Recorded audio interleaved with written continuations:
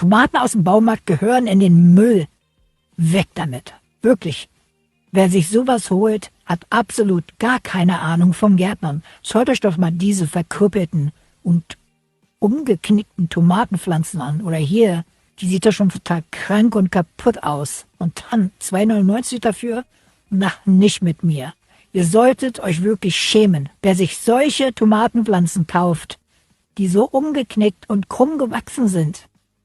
Die werden nie was. Wirklich, wer sich sowas kauft, der soll es einfach sein lassen. Der hat wirklich null Ahnung vom Gärtnern.